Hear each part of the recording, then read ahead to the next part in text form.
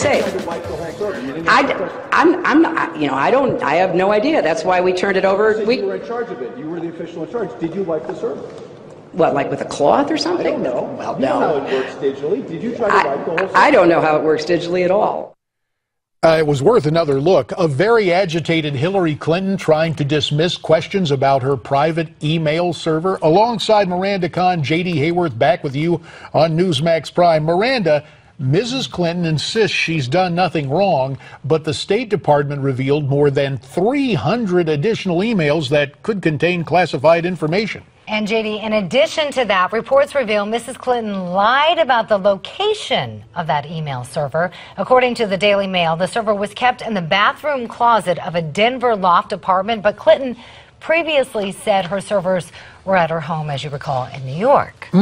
For more on this, let's welcome in cyber expert and professor at Bentley University, Stephen J.J. Weisman, joining us via Skype from Massachusetts.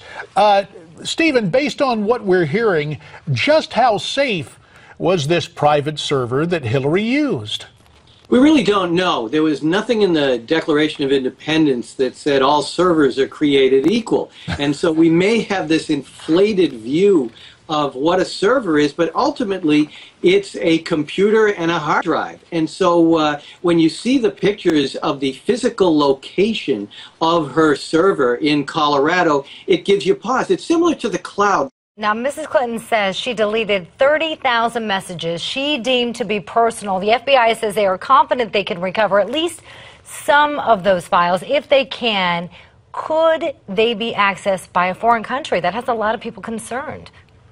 It's a legitimate concern because we don't know about the security of this particular server, both from without and within. Someone could have been on the inside working on this who could have distributed information. So we need to know a lot more about this server's security, both inside the business itself and outside from hackers.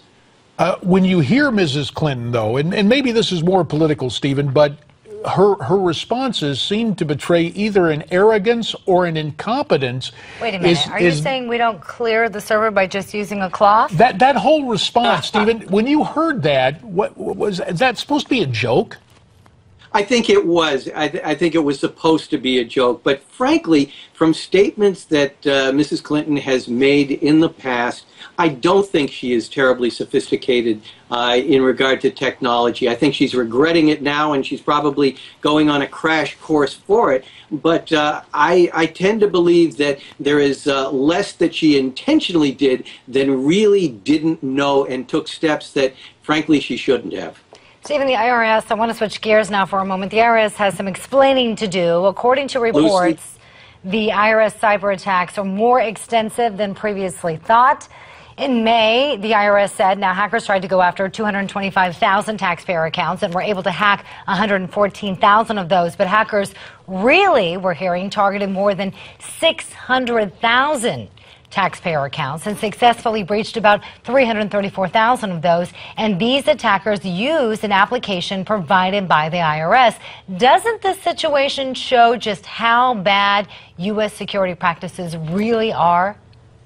Oh, no, this doesn't even begin to show how bad the practices are. They're far worse than that, Miranda. And this Get Transcript program is a good example because the problems with authentication, they really didn't think this out. And frankly, the IRS is not good.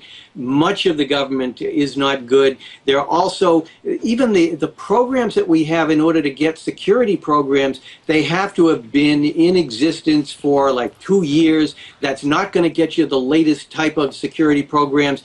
This IRS hacking is going to be worse than what it appears because the information that they gathered is going to make it very, very simple for those hundreds of thousands of people to become victims of income tax identity theft without the kind of screening that the IRS is capable of doing. With the time that remains, we're hearing about the hackers releasing stolen data from Ashley Madison, the online cheating site.